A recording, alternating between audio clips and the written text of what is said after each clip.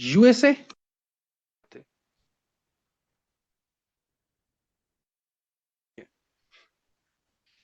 क्या जल्दी है? ओके, आज का टॉपिक है आप लोगों का क्रिटिकल थ्योरी। क्रिटिकल थ्योरी, आप लोगों ने जिंदगी में देखा है कि कुछ लोग ऐसे होते हैं जिनका अपना कोई भी पर्सपेक्टिव नहीं होता।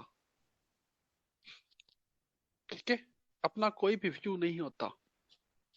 वो जस्ट दूसरों की बातों को एनालाइज करते हैं, अपना ओपिनियन देते हैं। Have you heard about them? कभी ऐसे लोग देखे जिनका अपना कोई भी पर्सपेक्टिव नहीं होता? They just analyse others. देखा है कभी आप लोगों ने?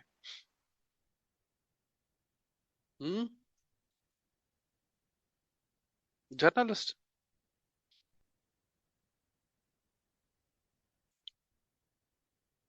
सो क्रिटिकल थ्योरी का भी अपना कोई भी पर्सपेक्टिव नहीं है। ये थ्योरी जो दूसरी थ्योरीज हैं आईआर की, जो दूसरी थ्योरीज हैं आईआर की, जैसे रियलिज्म है, नियो रियलिज्म है, नियो लिबरलिज्म है, इनके पर्सपेक्टिव को क्रिटिकली एनालाइज करती है। बस। अब ये जो क्रिटिकल थ्योरी है ये दी थी मैक्स हॉकमेयर ने 1923 में। अब जैसे आईआर की दूसरी थ्योरीज है, जैसे रियलिज्म है उसका अपना पर्सपेक्टिव है, नियो रियलिज्म है उसका अपना पर्सपेक्टिव है, या नियो लिबरलिज्म है उसका भी अपना पर्सपेक्टिव है। इसका कोई भी अपना पर्सपेक्टिव नहीं है। अब जैसे फॉर एग्जांपल रियलिज्म कहती है कि ह्यूमन की नेचर कुछ ऐसी है कि उसमें लस्ट फॉर पावर है। ये रियलिज्म का पर्सपेक्टिव है। नियो रियलिज्म क्या कहती है कि स्ट्रक्चर ही इंटरनेशनल रिलेशंस का कुछ इस तरह से बना हुआ है, या इंटरनेशनल सिस्टम का स्ट्रक्चर ही कुछ इस तरह से बना हुआ है कि उसमें एनार्की है, स्टेट ऑफ कॉन्फ्लिक्ट है, और स्टेट्स एक दूसरे से कॉपरेट नहीं करती हैं। नियो लिबरलिज्म कहती है कि इंस्टीट्यूशंस का सबसे इंपॉर्टेंट रोल है कॉन्फ्लिक्ट को रोकने में। लेकिन क्रिटिकल थ्योरी जो है उसका अपना कोई भी पर्सपेक्टिव नहीं है। वो दूसरे को पर्सपेक्टिव को जस्ट एनालाइज करती है। ठीक है, दूसरे के पर्सपेक्टिव को क्रिटिकली एनालाइज करती है। क्रिटिकल थिंकर्स जो है ना वो किसी भी इंटरनेशनल रिलेशंस की थ्योरी के साथ नहीं जाते। They do not go with any single theory of international relations. किसी भी एक थ्योरी के साथ नहीं जाते, लेकिन ये दूसरी थ्योरीज को क्रिटिकली एनालाइज करते हैं और वहां से पॉजिटिव थिंग्स लेते हैं। अब जैसे फॉर एग्जांपल रियलिज्म कहती है कि ह्यूमन की नेचर में लस्ट फॉर पावर है, अपनी पावर को जो है इनहेंस करना है। लेकिन क्रिटिकल थिंकर्स ये बिलीव नहीं करेंगे, ये बिलीव नहीं करेंगे जब तक उस बात को वो क्रिटिकली एनालाइज ना करें कि क्या सच में ह्यूमन की नेचर में लस्ट फॉर पावर है या नहीं है। फॉर एग्जाम्पल, कौन है क्लास में? अब फायका आके मुझे कहती है कि सर बात ये कि मैं जो है ना बड़ी जो है ना आईआर में एक्सपर्ट हो गई हूँ। मुझे कहती है मैं क्रिटिकल थिंकर हूँ, मैं फायका की बात को सुनूंगा लेकिन यकीन नहीं करूंगा। जब तक मैं खुद एनालाइज ना करूं कि क्या सच में फायका जो है वो आईआर में एक्सपर्ट है या नहीं है, जब तक मैं खुद एनालाइज ना करूं। इसी तरह से ही क्रिटिकल थिंकर्स सुनी हुई बातों को या सुनी हुई बातों पे यकीन नहीं करते जब तक वो उसको खुद एनालाइज ना करें, क्या सच में ह्यूमन की नेचर में लस्ट फॉर पावर है या नहीं है। अब जो क्रिटिकल थ्योरी है ये रिवॉल्व करती है around the raising the standard of Mankind. ये किस तरह से, वो मैं आगे बताता हूं कि ये ह्यूमन काइंड के स्टैंडर्ड के रेस पे किस तरह से बात करते हैं। क्रिटिकल थ्योरी बेसिकली ये एनालाइज करती है कि थ्योरी और उसकी रियल प्रैक्टिस में कितना गैप है। थ्योरी और उसकी रियल प्रैक्टिस में कितना गैप है। अब इसको देखो, फॉर एग्जांपल ये आपकी रियलिज्म है, थ्योरी है। ये आपकी लिबरलिज्म है, ये भी थ्योरी है। ये थ्योरीज तो गिवन है, लेकिन स्टेट्स जो है, स्टेट्स किसको फॉलो करती हैं, रियलिज्म को या लिबरलिज्म को। तो थ्योरी और उसकी एप्लीकेशन में या रियल एप्लीकेशन में कितना गैप है। ठीक है, meaning that critical thinkers do not believe the things without analysing them. कि थ्योरी तो भाई देती है आपने, लेकिन उसकी एप्लीकेशन है या नहीं, स्टेट्स उसको फॉलो करती हैं, स्टेट का बिहेवियर कौन सी थ्योरी डिफाइन करती है। ऑब्वियस सी बात है, रियलिज्म ज्यादा डिफाइन करती है।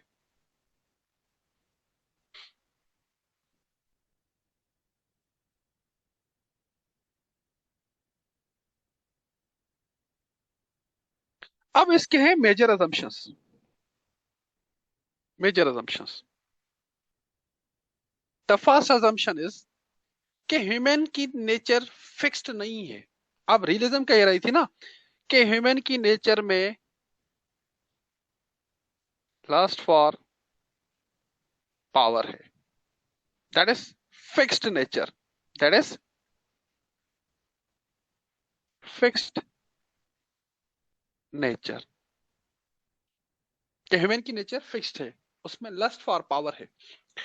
लेकिन क्रिटिकल थ्योरी कहती है कि ह्यूमन की नेचर फिक्स्ड नहीं है। अब जैसे फॉर एग्जांपल आइडियलिज्म क्या कह रही थी कि ह्यूमन नेचर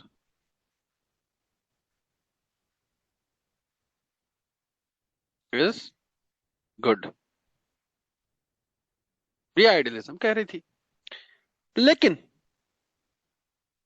क्रिटिकल थ्योरी कहती है कि ह्यूमन की नेचर फिक्स नहीं है, ना वो अच्छी है ना बुरी है, नीदर इट इज गुड और बैड।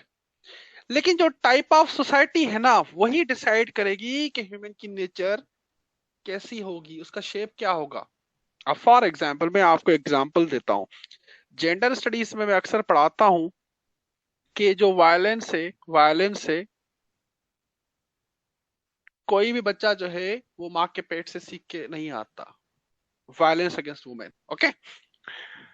अब घर में जब वो डोमेस्टिक वायलेंस फेस करता है या खुद विटनेस करता है, तो वायलेंस उसके लिए जस्टिफाई हो जाता है। अब ये जस्टिफिकेशन कहां से सीखी उसने, सोसाइटी से। इसी तरह से एक और सोसाइटी है जहां पे गन्स, फाइटिंग, लड़ाई, क्राइम कॉमन है। तो जो बच्चा सोसाइटी में होगा, ऑब्वियसली बात है उसकी नेचर भी उसी के अकॉर्डिंग होगी, उसी के ही अकॉर्डिंग होगी। एक बच्चा जहां पे पैदा होता है वहां पे एजुकेशन, साइंस इनकी बात होती है, मोरल वैल्यूज की बात होती है। तो बच्चा उस सोसाइटी में ऑब्वियसली बात है इनको अडॉप्ट करेगा। Meaning the type of society defines the human nature. तो ह्यूमन की नेचर फिक्स्ड नहीं है, सोसाइटी बताती है कि ह्यूमन की नेचर कैसी होगी। उसके बाद है the relationship between theory and real practice should be analysed to find out the truth. कि थ्योरी जो है और उसकी रियल प्रैक्टिस कितनी है, उसकी रियल प्रैक्टिस कितनी है वो आप फाइंड आउट करो। जैसे रियलिज्म कह रही थी कि ह्यूमन की नेचर में लस्ट फॉर पावर है। तो ये तो थ्योरी है, लेकिन रियल प्रैक्टिस इसकी कितनी है? क्या सच में ह्यूमन की नेचर में लस्ट फॉर पावर है या नहीं है? थर्ड, हमने बात की थी ना, raising the standard of Mankind, raising the standard of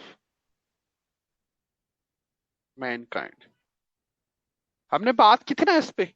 ठीक है, अब ये कहती है कि ह्यूमन काइंड का जो स्टैंडर्ड है, लोगों का जो लिविंग स्टैंडर्ड है, उसको रेज किया जाए।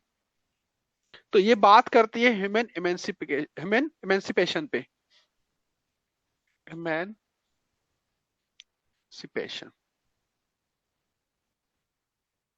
इसका क्या मतलब है? ह्यूमन इमेंसिपेशन का क्या मतलब है, किसी को पता है? इसको डिटेल में डिस्कस करते हैं। ये है आपका human emancipation.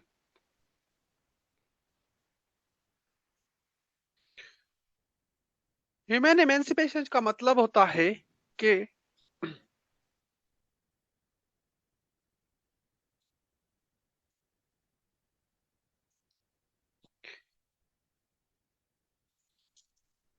Freeing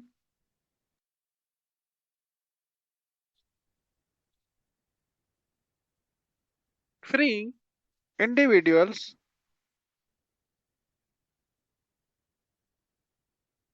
individuals from physical, economic, social, social and ideological constraint.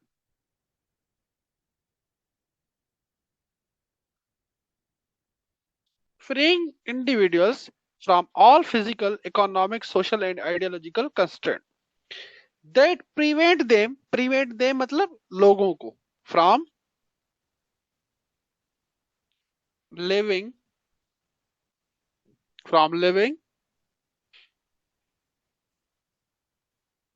freely and making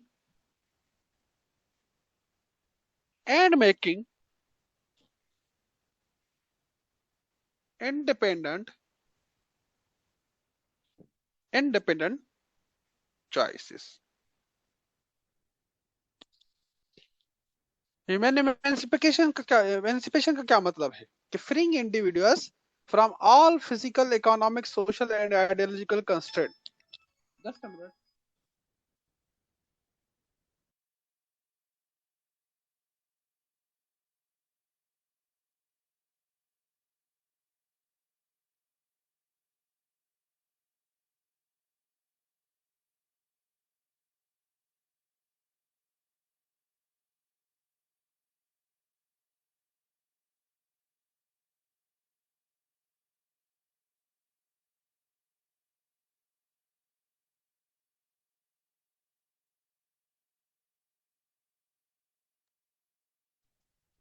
जी, कि लोगों को आप फ्री करें, all physical, economic, social and ideological constraint that prevent them from living freely and making independent choices.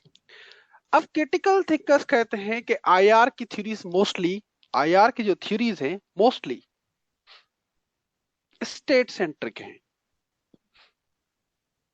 जो IR की theories हैं mostly state centric हैं।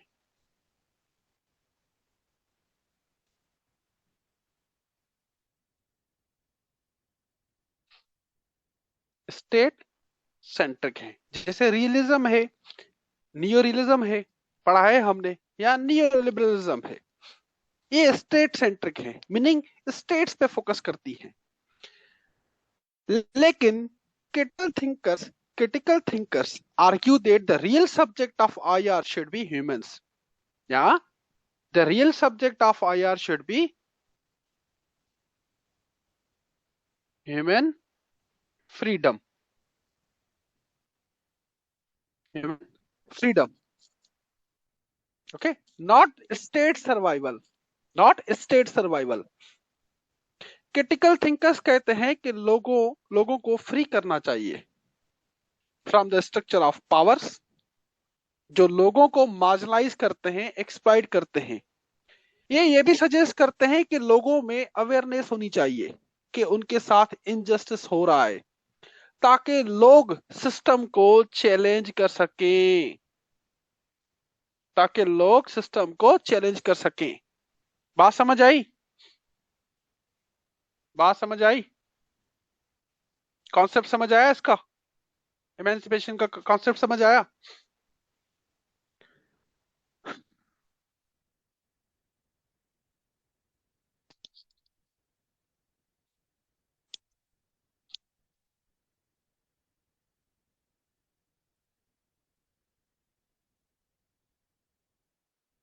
जल्दी बताओ कॉन्सेप्ट।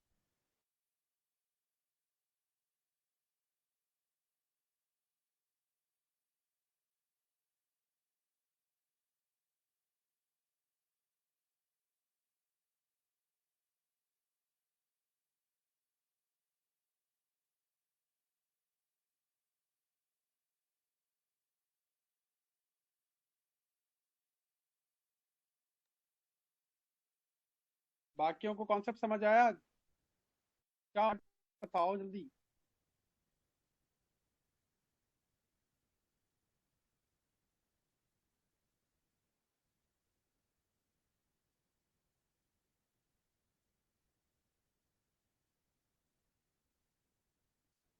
अब बात करते हैं ये कि ये इमेंसिपेशन अचीव कैसे करनी है आप,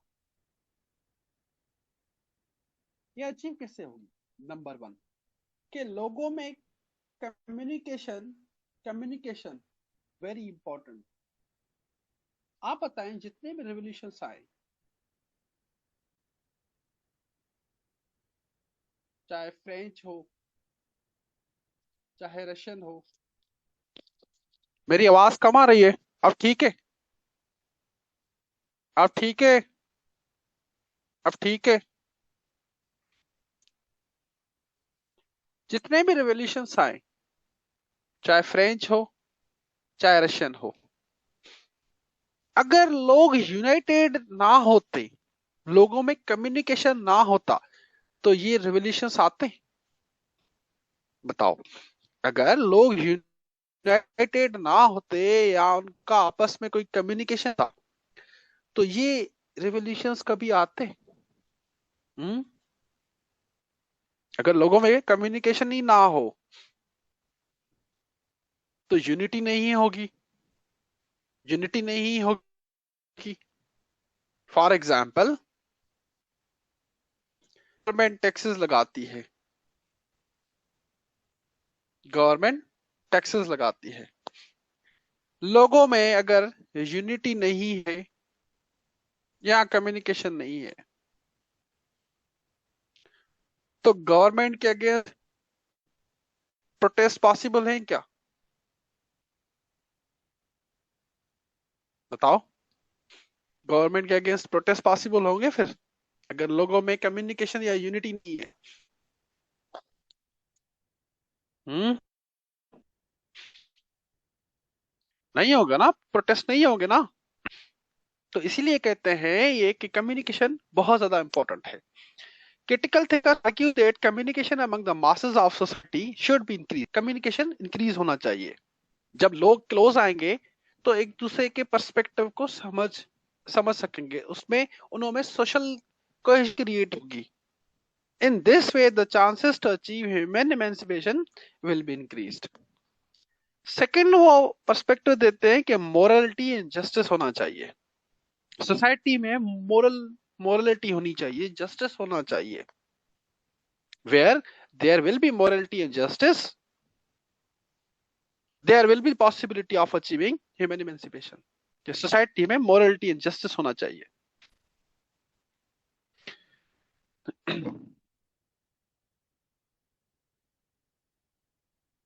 उनका पर्सपेक्टिव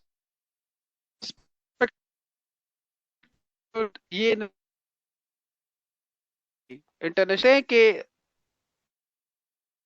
मतलब ह्यूमन काइंड जो थ्रेड है वो कैसे रेस करना है, इन लोगों के बारे में बात करते हैं। ठीक है, उनका स्टेट से कोई लेना देना नहीं है। आवाज नहीं आ रही मेरी? मेरी आवाज नहीं आ रही? क्लियर है जल्दी सर, बताओ। आवाज सामने क्लियर है। आपके यहाँ उस पे मसला है। ये स्टेट्स के बारे में बात नहीं करते। ये आप लोगों की मसला है नेट का, मेरे यहाँ बिल्कुल ठीक है, बाकियों को भी आ रही है। बात समझ आई? सामने वो कह रहे हैं कि स्टेट से हमारा लेना देना नहीं है। ठीक है, हम बात करते हैं ह्यूमंस पे, ह्यूमन की मतलब मैनकाइंड के स्टैंडर्ड को रेस करना है।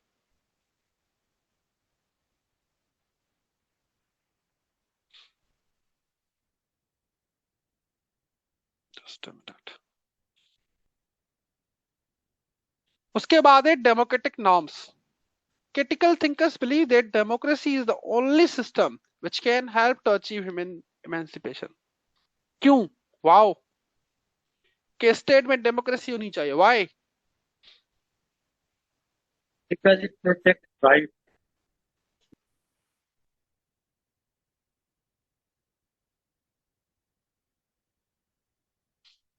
बताए क्यों? क्यों डेमोक्रेसी होनी चाहिए? वो इस वजह से कि डिक्टेटर्स जो होते हैं वो अवाम को अकाउंटेबल नहीं होते, और जो गवर्नमेंट होगी उसमें लोगों का से होगा, लोगों का से होगा। डिक्टेटर्स अकाउंटेबल नहीं होते, और पावर जो है डिक्टेटर्स के बाद कंसंट्रेटेड होती है। लेकिन डेमोक्रेसी में पावर जो है वो डिवॉल्व होती है। सॉरी, आई समझ बात? बात समझ आई? जल्दी से बताओ, ऑल ऑफ यू। क्लियर हुआ आपको? सामने आप क्लियर हुआ? और बाकी भी बताओ जल्दी।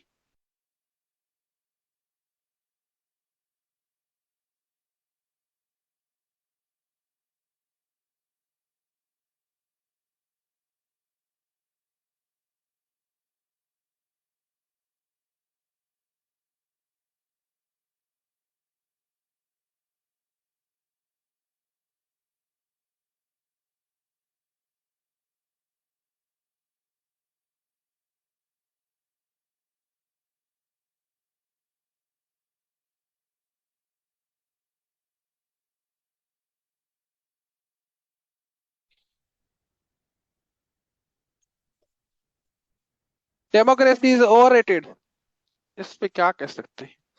सारे डेमोक्रेसी के गुण गा रहे हैं। अरे, पाकिस्तान में डेमोक्रेसी नहीं है ना, असल मसला है कि आप पाकिस्तान के लेंस से देखते हो चीजों को। आप पाकिस्तान के लेंस से देखते हैं ना चीजों को। पाकिस्तान में डेमोक्रेसी नहीं है ना, वो तो अलग बात है ना, वो तो अलग बहस है।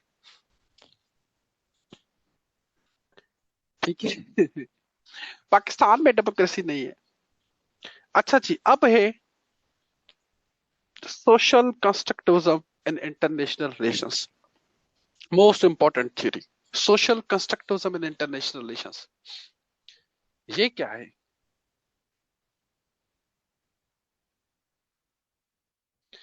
Social constructivism is a school of thought in international relations which was first coined by Nicholas Onoff in his book The World of Our Making.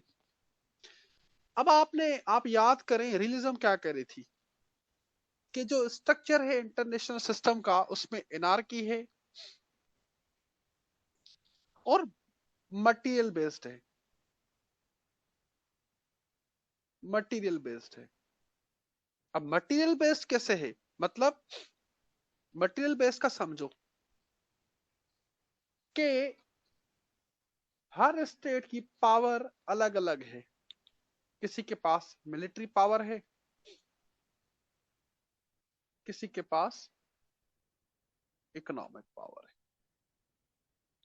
मेरी आवाज ठीक नहीं आ रही?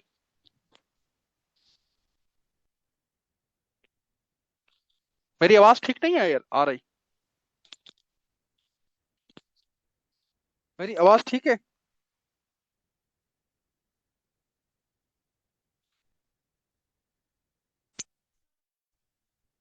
अब ठीक है आवाज? अब ठीक है आवाज? अब बताओ। अब ठीक है? हाँ जी, हुण दसो अब ठीक है? नाउ? अच्छा, ईयरफोन लगाए थे मैंने। अच्छा जी।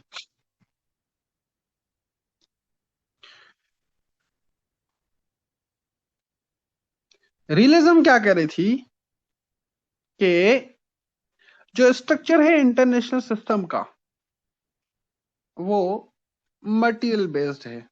मटेरियल बेस्ड है, मतलब मिलिट्री कैपेबिलिटीज और इकोनॉमिक कैपेबिलिटीज पे बना हुआ है। इकोनॉमिक कैपेबिलिटीज पे बना हुआ है, मिलिट्री एंड इकोनॉमिक कैपेबिलिटीज पे बना हुआ है। ओके? लेकिन सोशल कंस्ट्रक्टिविज्म कहती है कि नहीं, जो फंडामेंटल स्ट्रक्चर है इंटरनेशनल पॉलिटिक्स का, वो सोशल रिलेशंस पे बना हुआ है, शेयर्ड अंडरस्टैंडिंग पे बना हुआ है।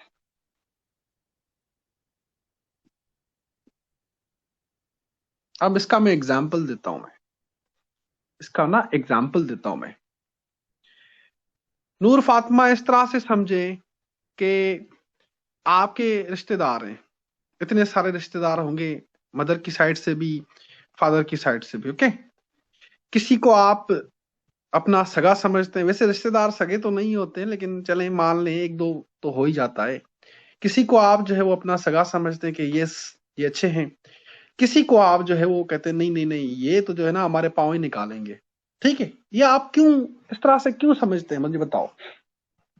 वाई? क्यों क्यों कहते हैं आप किसी रिश्तेदार को आप कहते हैं ये अच्छा है, ठीक है, ओके? किसी को आप कहते हैं नहीं, इनसे हम बात नहीं करते।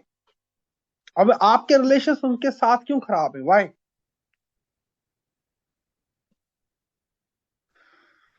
बताओ। शेयर्ड अंडरस्टैंडिंग की बेसिस पे कहते हो ना आप। शेयर्ड अंडरस्टैंडिंग की बेसिस पे कहते हो ना आप।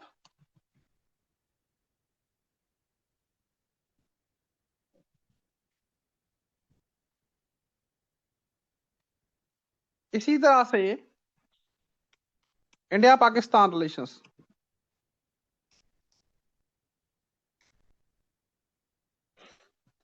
इंडिया हमें दुश्मन कहता है, हम भी इंडिया को दुश्मन कहते हैं। क्यों? Because of our shared understanding.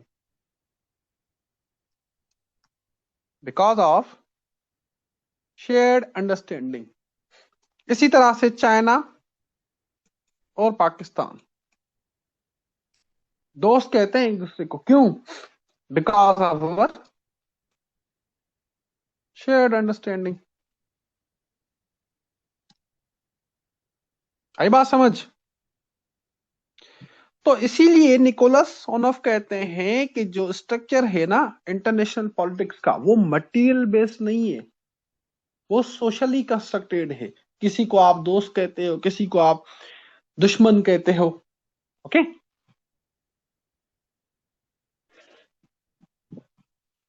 According to the constructivist, the relation among the states are defined by shared understanding. Shared understanding, जिसका वो एग्जाम्पल देते हैं कि कोल्ड वॉर हुई थी यूएसए और यूएसएसआर के बीच में। क्यों? क्योंकि वो एक दूसरे पे ट्रस्ट नहीं करते थे। कोल्ड वॉर वहीं पे ही खत्म हो जाती, वहीं पे ही खत्म हो जाती अगर यूएस और यूएसएसआर एक दूसरे को राइवल नहीं समझते, एक दूसरे को दोस्त समझते, वहीं पे ही खत्म हो जाती।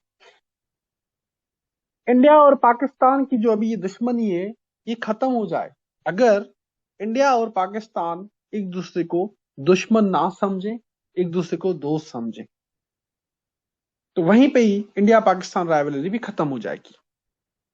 तो दैट इज वाई कंस्ट्रक्टिव्स कहते हैं जो रिलेशंस होते हैं अमंग द स्टेट्स, वो डिफाइन होते हैं कि उनकी शेयर्ड अंडरस्टैंडिंग क्या है। चाइना और यूएसए देखें, उनकी शेयर्ड अंडरस्टैंडिंग क्या है, ठीक है, जिसमें ट्रेड वॉर है। ट्रम्प कहता है कि चाइना जो है वो इंटेलेक्चुअल प्रॉपर्टी थेफ्ट कर रहा है, ठीक है।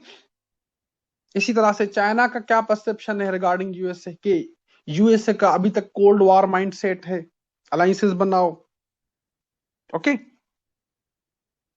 अलायंसेस बनाओ। वैसे कॉन्सेप्ट समझ आया?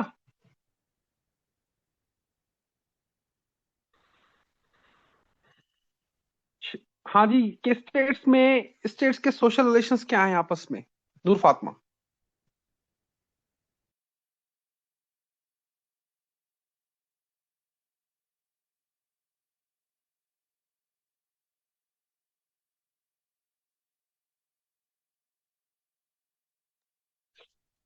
ओके, अब आवाज ठीक है ना?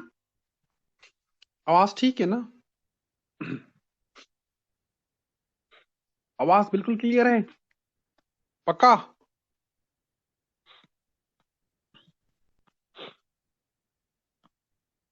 अब मेन प्रिंसिपल्स क्या हैं? What are the main principles of social constructivism?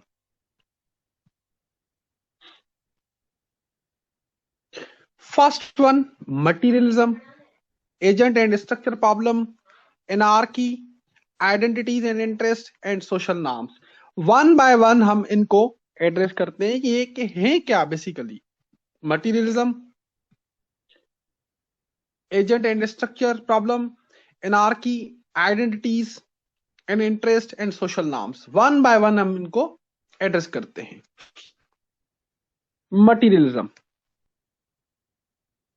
अब ये ध्यान से सुनना, सोशल कंस्ट्रक्टिव्स कहते हैं कि जो सोशल स्ट्रक्चर्स हैं उनमें कौन सी चीजें आती हैं? Tanks and economic resources. Social structures कौन से हैं? That is military and economic capabilities. लेकिन ये सारे मीनिंगलेस होते हैं। सुने पहले पूरी बात सुने। ये सारे मीनिंगलेस होते हैं, सारे मीनिंगलेस होते हैं। अब जैसे फॉर एग्जाम्पल सोसाइटी में सोशल इंस्टीट्यूशंस होते हैं ना, जैसे फैमिली है, एजुकेशन है, ठीक है, इंस्टीट्यूशंस हैं, ये सोशल स्ट्रक्चर्स होते हैं ना अकॉर्डिंग टू सोशोलॉजी। इसी तरह से ये कहते हैं कि जो सोशल स्ट्रक्चर्स हैं उसमें मटीरियल थिंग्स हैं, जैसे टैंक्स हैं, इकोनॉमिक रिसोर्सेज हैं, लेकिन ये सारे मीनिंगलेस होते हैं, सारे मीनिंगलेस हैं जब तक आप उनको फिक्स्ड मीनिंग नहीं देते या शेयर्ड नॉलेज नहीं देते। अब फॉर एग्जाम्पल, एक एग्जाम्पल देता हूं मैं। पाकीज़ा, आपके पास जो है ना, आपके पास जो है वेपन्स हैं, ठीक है, AK-47 भी है, M416 भी है, आपके पास ग्रेनेड भी है, ठीक है, बस आपके पास हैं। लेकिन आपसे कोई जो है ना, वो कोई मतलब किसी को थ्रेट नहीं कर रही आप, बस रखे हुए हैं अपने पास। तो मुझे बताएं, आपसे कोई डरेगा? लेकिन अगर आप ये कहेंगी किसी रिश्तेदार को कि मैं आपके आपके अगेंस्ट मैंने लिए लिए हैं, मतलब मैंने आपके ऊपर अटैक करना है, तो मतलब आपके पास जो ये वेपन्स हैं उनको आपने मीनिंग दी ना, उनको आपने एक मीनिंग दी कि ये किसके अगेंस्ट यूज होंगे, कि किसके अगेंस्ट यूज होंगे ये, तो मुझे बताएं। जब आपने उनको मीनिंग दी तो ऑब्वियस ही बात है जिसके अगेंस्ट यूज करेंगी वो थ्रेट फील करेगा। अब ये है सोशल कंस्ट्रक्टिविस्ट का प्रोपोनेंट है अलेक्जेंडर। ये एग्जांपल देते हैं कि ब्रिटिश के पास या ब्रिटेन के पास कोई 500 न्यूक्लियर वेपन्स है, कोई 500 न्यूक्लियर वेपन्स है, लेकिन इन भाई साहब को कोई मसला नहीं है उनसे, 500 न्यूक्लियर वेपन से कोई मसला नहीं है, ठीक है। लेकिन नॉर्थ कोरिया के पास 5 न्यूक्लियर वेपन्स हैं, उनसे यूएसए को मसला है। क्यों? वाई? नॉर्थ ब्रिटिश के पास या ब्रिटेन के पास 500 न्यूक्लियर वेपन्स है, मतलब न्यूक्लियर वेपन्स मतलब न्यूक्लियर वॉर हेड, यूएसए को कोई मसला नहीं है उससे। लेकिन नॉर्थ कोरिया से मसला है, उसके पास सिर्फ 5 न्यूक्लियर वेपन्स हैं। क्यों? वाई? बताओ क्यों मसला है?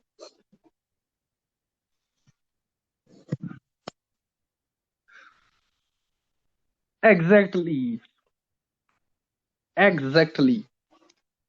इसीलिए पाकिस्तान के पास जो न्यूक्लियर कैपेबिलिटी है ना, न्यूक्लियर कैपेबिलिटी,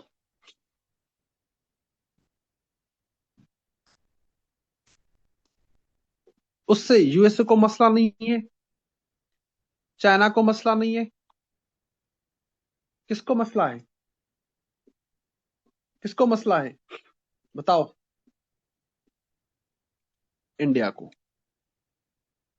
क्योंकि हमारी जो न्यूक्लियर डॉक्ट्राइन है, हमारी जो न्यूक्लियर डॉक्ट्राइन है उसमें ये लिखा गया है कि जो न्यूक्लियर डिटरेंस है या न्यूक्लियर कैपेबिलिटीज है, to create the deterrence against India. मतलब हमने ये बता दिया कि ये किसके अगेंस्ट यूज होंगे, हमने उनको मीनिंग दे दी, एक फिक्स्ड मीनिंग दे दी कि ये इंडिया सेंट्रिक है, ठीक है। हाँ जी बिल्कुल, हाँ जी बिल्कुल, बिल्कुल रक्षांदा। तो ये कहते हैं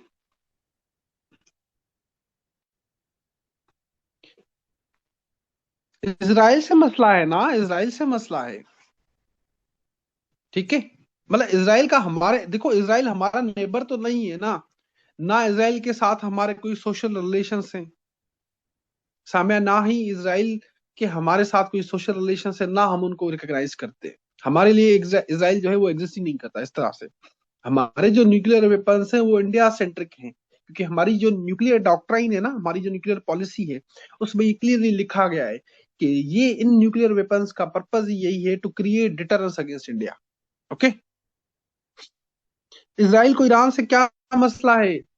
वो इस वजह से मसला है क्योंकि दोनों के जो सोशल रिलेशंस हैं वो खराब हैं after 1979, after the Islamic revolutions, after the Islamic revolution. दोनों के जो सोशल रिलेशंस हैं, मैं सोशल कंस्ट्रक्टिविज्म के पर्सपेक्टिव में बात कर रहा हूँ, रियलिज्म के पर्सपेक्टिव में नहीं बात कर रहा, कि दोनों के जो सोशल रिलेशंस हैं वो खराब हैं। ऑब्वियस ही बात है, जो सोशल रिलेशंस खराब है दोनों के, ईरान के पास न्यूक्लियर वेपन्स आ जाते हैं तो ईरान, मतलब ईरान किन के अगेंस्ट यूज करेगा? मिडिल ईस्ट में सबसे ज्यादा जो ईरान का दुश्मन है वो इसराइल है। इसी तरह से मिडिल ईस्ट में इसराइल का जो सबसे बड़ा दुश्मन है वो ईरान ही है। आई बात समझ में कि दोनों के सोशल रिलेशंस खराब हैं।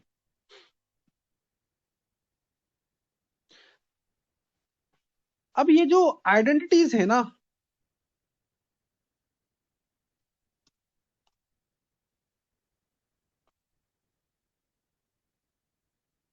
कि ये कह रहे हैं कि न्यूक्लियर वेपन्स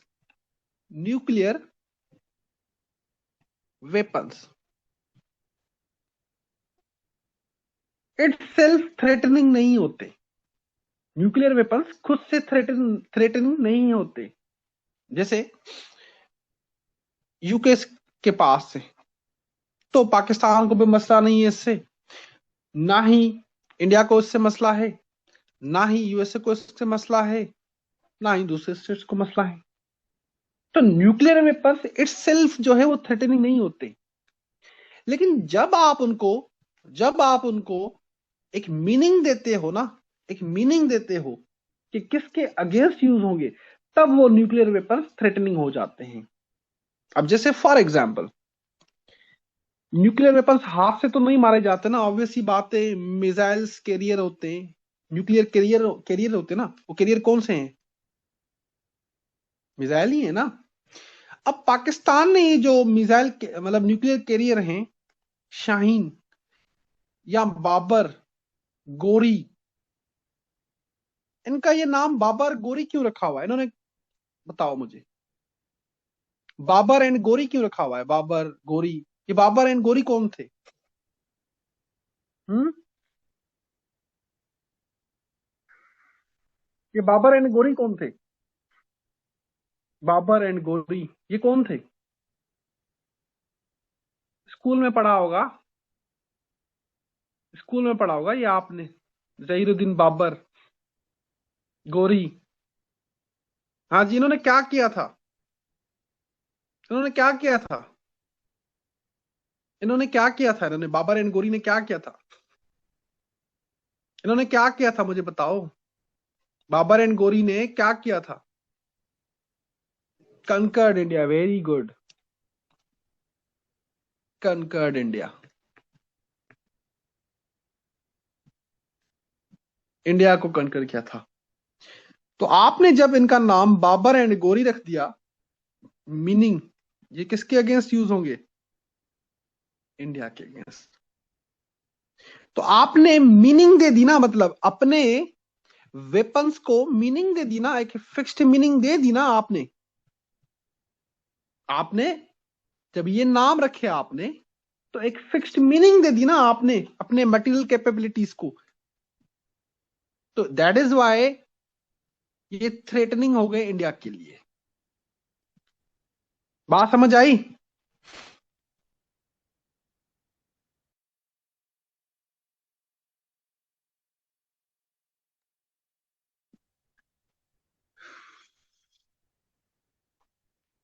बात समझ आई आपको?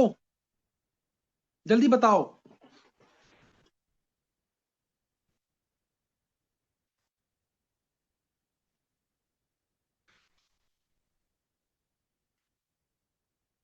जल्दी जल्दी बताएं सारे, जितने भी बुजुर्ग हैं क्लास में, एमन, अमरीना, अन्नम, अक्सा, आजम, फायका, नूर, फातिमा, पाकिजा, रक्षांदा, सामिया एंड तुबा। तुबा समझ आया कुछ? सोई पड़ी हैं आप तो।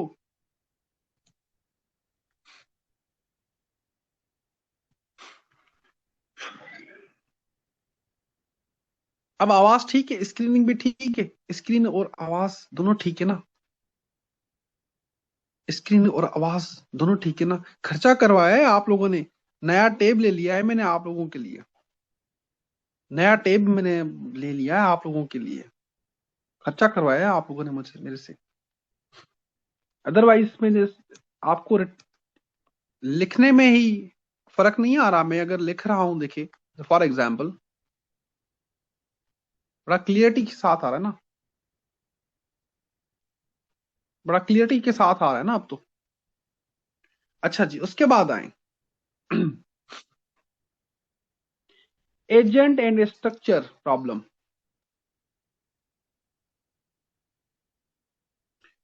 फॉन्ट साइज को भी इंक्रीज, ये बस इतना ही हो सकता है, ठीक है। फॉन्ट साइज को इंक्रीज नहीं कर सकता, इतना ही है, नोट्स हैं आपके पास। अच्छा जी, एजेंट एंड स्ट्रक्चर प्रॉब्लम। अब ये एजेंसी क्या है, ध्यान से सुने। एजेंसी इज एबिलिटी और कैपेबिलिटी of someone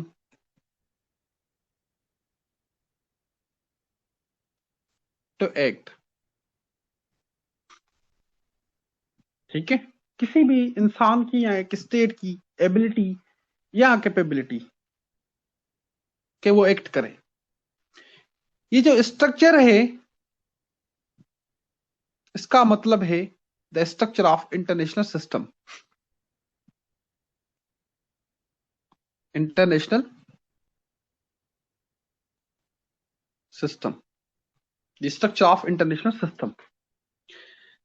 अब ये कंस्ट्रक्टिव्स कहते हैं ये जो एजेंसी है और स्ट्रक्चर है ये आपस में रिलेटेड हैं, ये आपस में रिलेटेड है, लिंक्ड है। फॉर एग्जाम्पल इंडिया और पाकिस्तान दो एक्टर्स हैं जिनके पास ये कैपेबिलिटी है, कैपेबिलिटी मतलब एजेंसी, कि वो एग्जिस्टिंग जो स्ट्रक्चर है, एग्जिस्टिंग जो स्ट्रक्चर है इंडिया और पाकिस्तान के बीच में एग्जिस्टिंग स्ट्रक्चर क्या है, मुझे बताओ क्या है? कॉन्फ्लिक्ट, एनिमिटी, दुश्मनी, यही है ना एग्जिस्टिंग स्ट्रक्चर इंडिया और पाकिस्तान के बीच में, यही है, कॉन्फ्लिक्ट है, दुश्मनी है। ओके, इसको वो चेंज कर सकते हैं,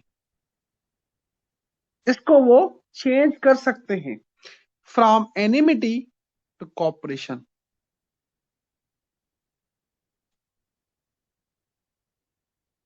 दोबारा समझाता हूं मैं। Agent and structure problem. Agency या एजेंट क्या है? किसी भी स्टेट की एबिलिटी टू एक्ट। स्ट्रक्चर क्या है? International structure. कंस्ट्रक्टिव्स कहते हैं एजेंसी और स्ट्रक्चर आपस में रिलेटेड है। अब दो एक्टर हैं इंडिया और पाकिस्तान, दो एक्टर हैं, इनके पास कैपेसिटी है, कैपेसिटी है, कैपेसिटी को क्या कहते हैं? एजेंसी कहते हैं। कैपेसिटी है कि वो अपनी दुश्मनी को ट्रांसफॉर्म कर सकते हैं दोस्ती में। अब जब वो दोस्ती में करेंगे तो जो स्ट्रक्चर है वो भी चेंज हुआ ना, दुश्मनी से दोस्ती में आ गया, स्ट्रक्चर भी चेंज हुआ ना। इसी तरह से चाइना और, या चले चाइना को छोड़ें, कोल्ड वॉर का एग्जांपल देते हैं।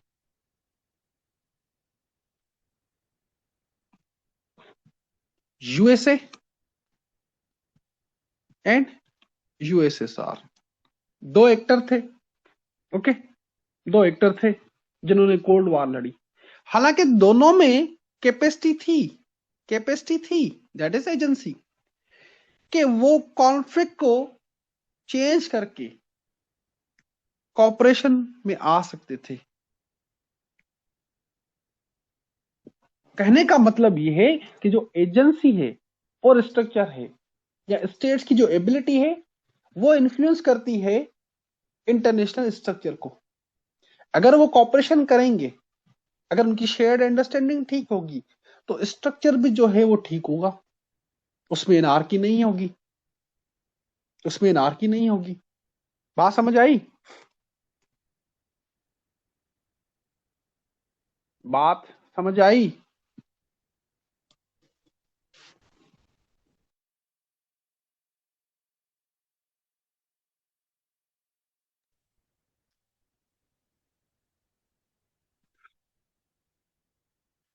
बताओ।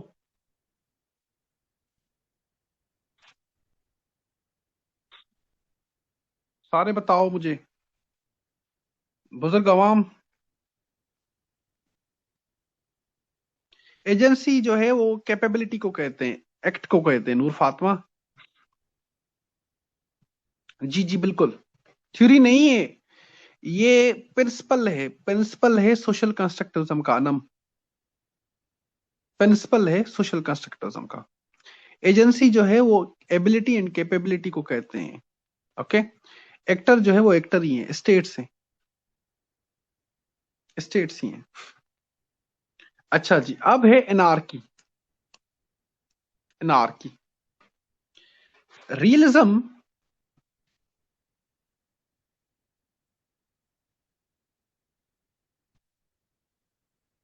ये सोशल कंस्ट्रक्टिविज्म के मेन प्रिंसिपल्स डिस्कस कर रहे हैं ना। क्या हो गया आप लोगों को?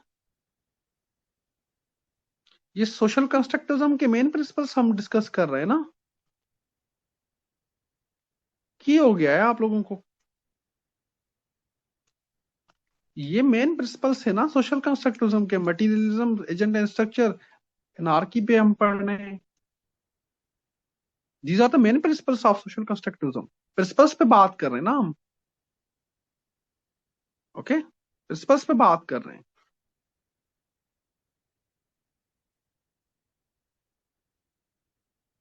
हाँ जी। अब याद करें, रियलिज्म क्या कहती है कि जो स्ट्रक्चर है इंटरनेशनल सिस्टम का वो एनार्किक बेस्ड है। ओहो, क्या हो गया? वो एनार्किक बेस्ड है। ठीक है, जो स्ट्रक्चर है इंटरनेशनल सिस्टम का वो एनार्किक या एनार्की बेस्ड है। ठीक है, एनार्की बेस्ड है। इस एनार्की में स्टेट का बिहेवियर क्या होता है या इंटरेस्ट क्या होता है? सरवाइव करना, अपनी पावर को इंक्रीज करना, यही स्टेट्स का इंटरेस्ट होता है। ठीक है, सरवाइव करना और अपनी पावर को इंक्रीज करना। न्यूरलिज्म भी यही कहती है। ठीक है, कंस्ट्रक्टिव्स कहते हैं या रियलिज्म या न्यूरलिज्म कहती है कि इंटरनेशनल सिस्टम में एनार्की जो है वो इनहेरेंट है। इनहेरेंट है, एनार्की इनहेरेंट है। ठीक है, एनार्की इज इनहेरेंट, मतलब सिस्टम ही कुछ ऐसा बना हुआ है जिसमें एनार्की है, स्टेट ऑफ कॉन्फ्लिक्ट है। सोशल कंस्ट्रक्टिव्स कहते हैं कि एनार्की जो है, एनार्की जो है वो इनहेरेंट नहीं है। वो इनहेरेंट नहीं है, वो सोशली कंस्ट्रक्टेड है। वो सोशली कंस्ट्रक्टेड है। Anarchy is not inherent, it is socially constructed. अब सोशली कंस्ट्रक्टेड किस तरह से है?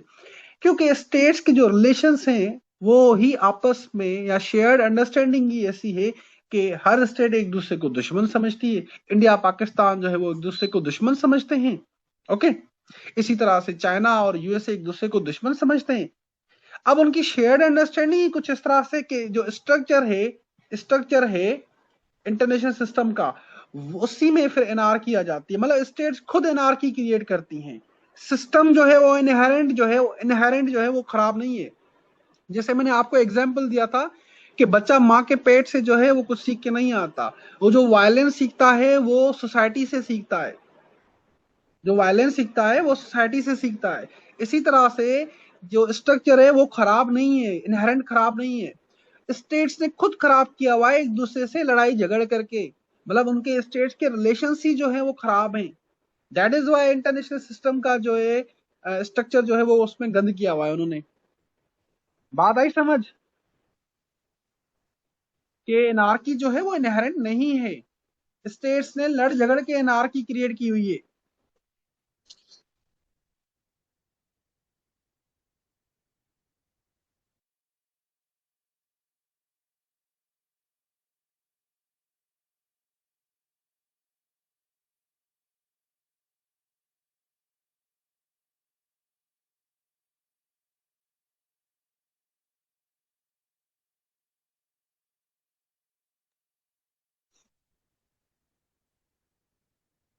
एक बात नहीं हुई ना, किस तरह से एक बात हुई?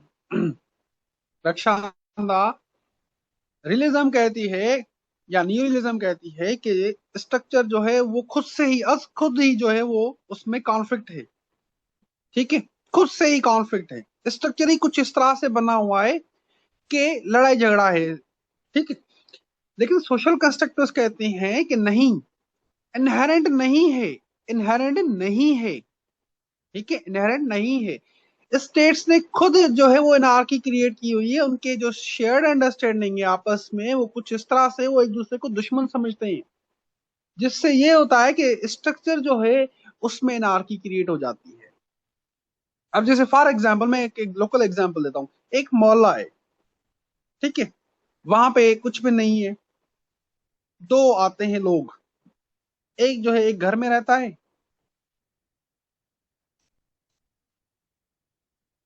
दूसरा दूसरे घर में रहता है, पड़ोसी हैं।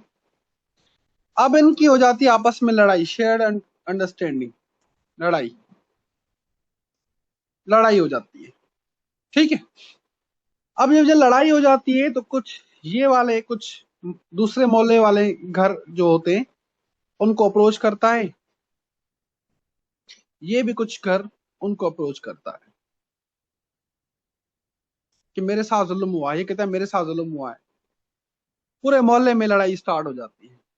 अब मुझे बात बताएं, ये जब दोनों नहीं थे तो एनार्की नहीं थी ना, ठीक है। इन्होंने लड़ाई स्टार्ट की, मोहल्ले में एनार्की क्रिएट हो गई। अब आया समझ, ਹੁਣ दसो मैनू समझ आया?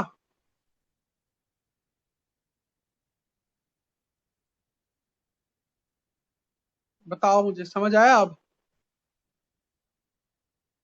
कि ये रियलिज्म का अपोनेंट है?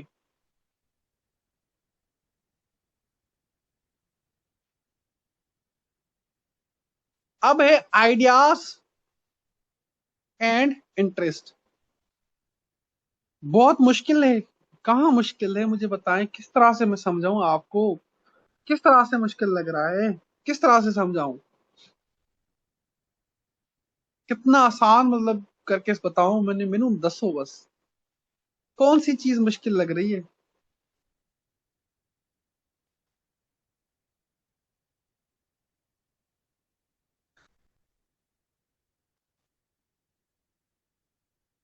Ideas and interest. अब ये आइडियाज और इंटरेस्ट क्या है? कंस्ट्रक्टिव्स कहते हैं कि इंटरनेशनल सिस्टम में मल्टीपल आइडेंटिटीज की इंटरेस्ट है, स्टेट्स हैं, मल्टीपल आइडेंटिटीज की स्टेट्स हैं। कैसे? बिग पावर है,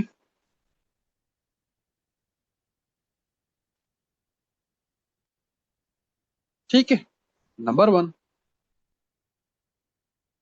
मिडिल पावर है,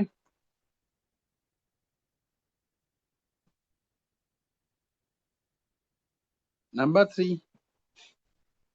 स्मॉल पावर है,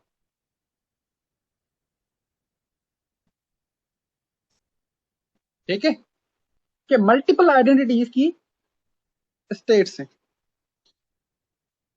और ये आइडेंटिटी ही बताती है स्टेट का इंटरेस्ट क्या होगा।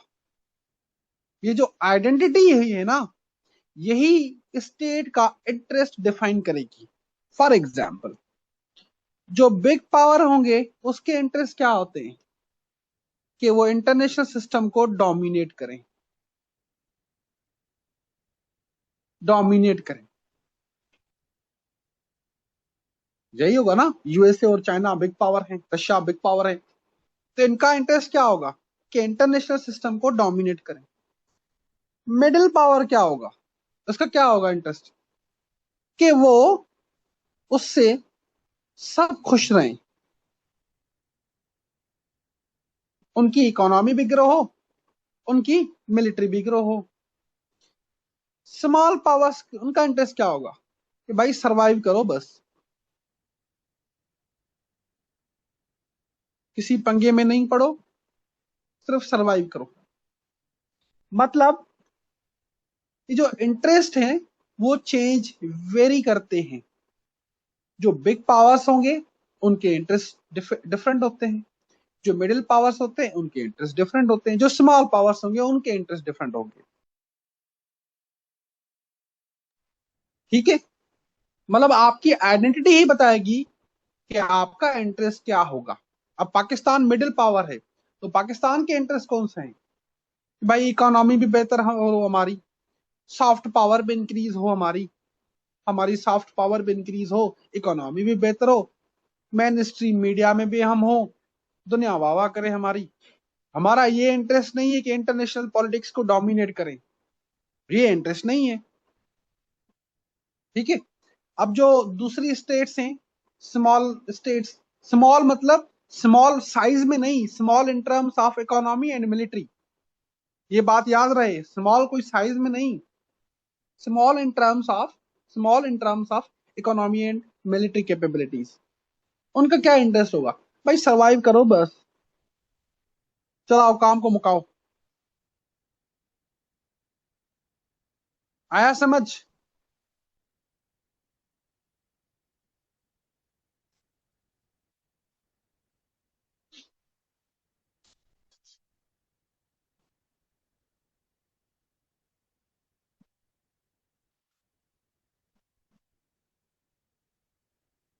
नहीं नहीं, पहली बार नहीं हुए,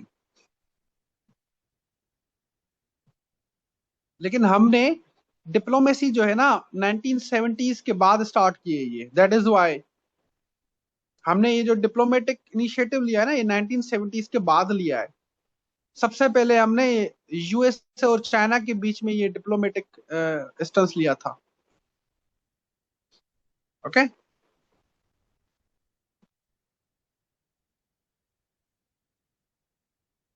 अब है सोशल नॉर्म्स। अनम समझ आया आपको? समझ आया आपको? हु इनिशिएटेड, क्या इनिशिएटेड, मैं समझा नहीं, इनिशिएट क्या? पाकिस्तान मिडिल पावर ही है, 1970s के बाद जो है हमने अभी डिप्लोमेटिक इनिशिएटिव शुरू किया है। क्या नहीं समझ आ रहा आपको अनम? क्या मतलब इनिशिएटेड, मैं समझा नहीं, इनिशिएशन इनिशिएट, क्योंकि 1970s में हम, दैट इज वाई मैं कहता हूँ पाकिस्तान अफेयर्स और करंट अफेयर्स जो है वो बड़े इंपॉर्टेंट होते हैं, क्योंकि पाकिस्तान 1970s में यूएस का एलाय था, हम सेटो सेटो के मेंबर्स थे, ठीक है, यूएस के एलाय थे। तो दैट इज वाई यूएस ने अप्रोच किया कि आप जो है वो चाइना के साथ अच्छे रिलेशंस, मतलब रिलेशंस एस्टेब्लिश करवाएं। तो हेनरी किसिंजर साहब जो आए थे यहाँ पे, इस्लामाबाद आए थे, इस्लामाबाद से जो है वो, ठीक है, इस्लामाबाद से फिर वो बीजिंग गए थे। तो वहां ये पाकिस्तान ने पूरा अरेंज किया था। उसके बाद अभी हमने जो है वो स्टार्ट किया है, ठीक है, उसके उस इवेंट के बाद अभी हमने ये मिडिल पावर डिप्लोमेसी दोबारा स्टार्ट की है। अब आया समझ? ये थोड़ा मुश्किल लग रहा है, शायद चीजें मिक्स हो रही हैं। आप, मैं हमेशा कहता हूँ क्लास से पहले प्रीवियस जो है ना लेक्चर रिवाइज करके आया करें, जो रियलिज्म है, नियो रियलिज्म है, ये सारी थ्योरीज रिवाइज करके आया करें, क्योंकि ये सारी थ्योरीज आपस में जो है वो कन्वर्ज भी होती हैं, डाइवर्ज भी होती हैं। अब है सोशल नॉर्म्स। नेक्स्ट की कॉन्सेप्ट है सोशल नॉर्म्स एंड रूल्स, ये इसका फुल फॉर्म। सोशल कंस्ट्रक्टिविज्म में नॉर्म्स एंड रूल्स की बहुत इंपॉर्टेंस है। सोशल कंस्ट्रक्टिव्स कहते हैं कि इंटरनेशनल रिलेशंस में जो स्टेट्स का बिहेवियर है, स्टेट्स का जो बिहेवियर है उनको एक तरीके से टाई किया गया है, मतलब बांध दिया गया है, टाई किया गया है,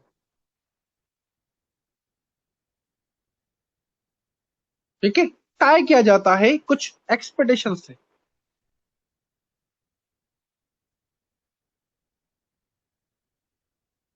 कुछ एक्सपेक्टेशन से, या स्टैंडर्ड ऑफ बिहेवियर से, इनसे टाई किया जाता है या अलाइन किया जाता है। ये जो एक्सपेक्टेशंस और स्टैंडर्ड ऑफ बिहेवियर है, ये गाइड करते हैं स्टेट्स के एक्शंस को। दीज बोथ गाइड स्टेट्स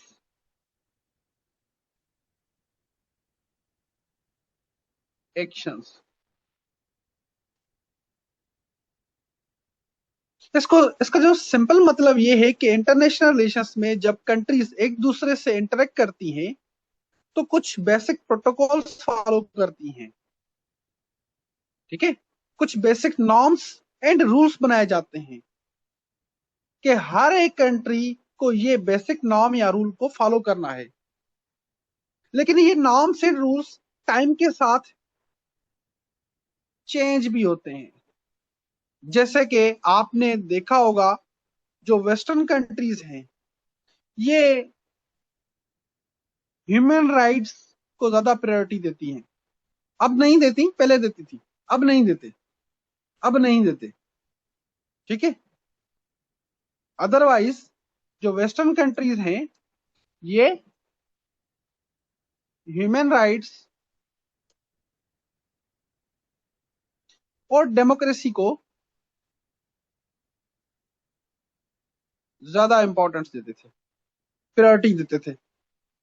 सो जब पाकिस्तान ने बहुत सारे प्रोडक्ट्स, मतलब पाकिस्तान के ना इन्होंने प्रोडक्ट्स बैन किए थे, वेस्टर्न कंट्रीज ने बैन किए थे, ठीक है। क्यों? क्योंकि पाकिस्तान में मार्शल लगा था।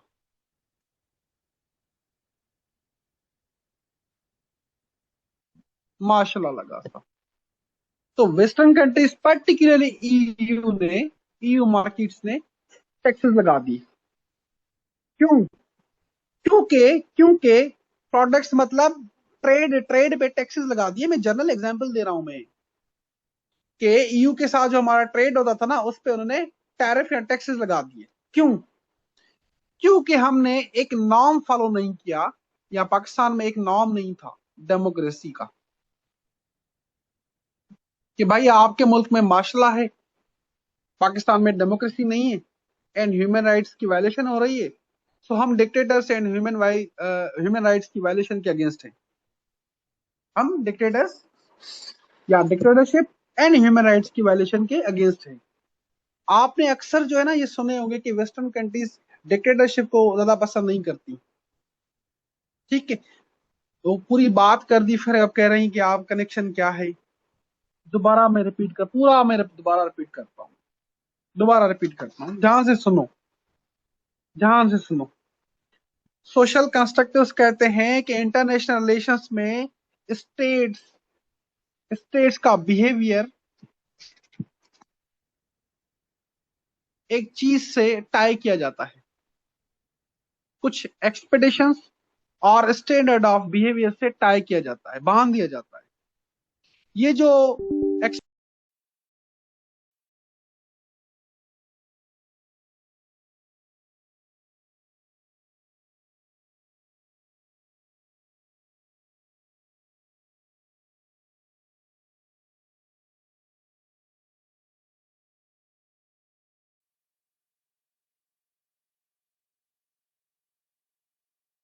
एक्सपेक्टेशंस और स्टैंडर्ड ऑफ बिहेवियर है, ये गाइड करते हैं स्टेट्स के एक्शंस को। या आसान से लफ्जों में समझो कि इंटरनेशनल रिलेशंस में जब कंट्रीज एक दूसरे से इंटरेक्ट करती हैं तो कुछ बेसिक प्रोटोकॉल्स फॉलो करती हैं, कुछ बेसिक नॉर्म्स नॉर्म्स और रूल्स ये फॉलो करती हैं या बनाती हैं, कि नॉर्म बनाया है, ये रूल बनाया है हमने जो कि फॉलो करना है। लेकिन ये नॉर्म्स एंड रूल्स चेंज भी होते हैं, टाइम से चेंज भी होते हैं, ओके। अब ये वेस्टर्न कंट्रीज ने ये नॉर्म्स एंड रूल्स बनाए कि भाई दुनिया में अब डेमोक्रेसी होनी चाहिए और ह्यूमन राइट्स होने चाहिए। ये नॉर्म्स और रूल्स बनाए, ठीक है, नॉर्म्स एंड रूल्स बनाए। अब पाकिस्तान में मार्शल लगा,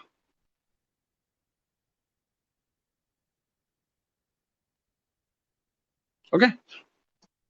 तो हमने नॉर्म एंड रूल को वायलेट किया, नॉर्म एंड रूल को वायलेट किया ना, मार्शल लग गई। जब हमने वायलेशन की तो ईयू कंट्रीज ने क्या किया, हमारे ट्रेड के ऊपर टैक्सेस और टैरिफ लगा दिए। कि भाई आपने नॉर्म्स एंड रूल्स को फॉलो नहीं किया है, ठीक है,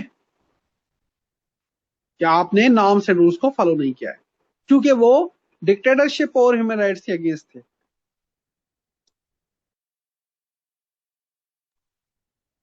अब आई समझ बात। सो इससे हम आपकी एक्सपोर्ट्स पर या प्रोडक्ट्स पर टैक्सेस लगाएंगे, जिससे पाकिस्तान के प्रोडक्ट्स महंगे होंगे वेस्टर्न मार्केट में। जो obvious सी बात है, जब टैरिफ लगेंगे तो हमारे प्रोडक्ट्स महंगे होंगे ना। अब जब महंगे होंगे तो वहां की जो कंज्यूमर्स होंगे तो बाय नहीं करेंगे। सो इसी तरीके से पावरफुल जो कंट्रीज होती हैं, जैसे यूएसए है या चाइना है, वो दूसरी स्टेट्स में इंटरवेंशन करती हैं, दूसरी स्टेट्स में इंटरवेंशन करती हैं। अब ये ध्यान से सुनना, ये ध्यान से सुनना। यूएसए ने जो इंटरवीन किया है ना दूसरी स्टेट्स में, वो इन्हीं नॉर्म्स और रूल्स की बेसिस पे किया है। वो इन्हीं नॉर्म्स और रूल्स की बेसिस पे किया है। क्या है यूएस के norms and rules? Weapons of mass destruction नहीं होने चाहिए,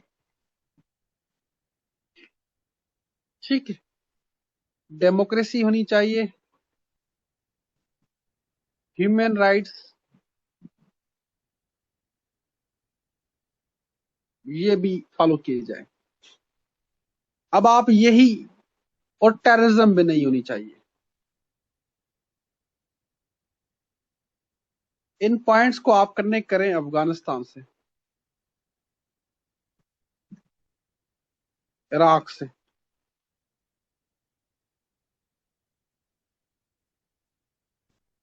इराक से। समझ आ रहा है? सो जो कंस्ट्रक्टर्स थे वो कहते हैं कि जो नॉर्म्स एंड रूल्स बनाए जाते हैं इंटरनेशनल सिस्टम में, या कुछ स्टैंडर्ड्स ऑफ बिहेवियर है जो स्टेट्स के एक्शंस को गाइड करते हैं, अगर इन norms and standards of behaviour को फॉलो नहीं किया जाता तो उसके अगेंस्ट एक्शन लिया जाता है, उसके अगेंस्ट एक्शन लिया जाता है। अब ये नॉर्म्स एंड रूल्स किस बेसिस पे बनेंगे? कुछ पर्टिकुलर कंट्रीज होंगी, उनके इंटरेस्ट पे ही बनेंगे। जैसे यूएसए है, पावरफुल है, चाइना पावरफुल है, ठीक है। वर्ल्ड वॉर 2 के बाद ये नॉर्म्स एंड रूल्स किसने बनाए? यूएसए ने बनाए, क्योंकि यूएसए जो है वो सुपर पावर था, उसने बनाए। बात समझ आई? बात समझ आई?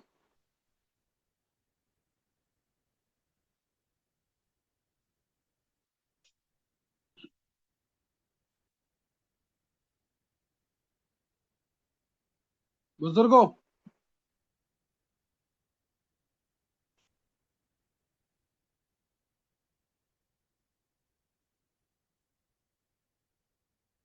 ऑल ऑफ यू जल्दी बताओ मुझे, बात समझ आई सबको? अनम समझ आया आपको? अब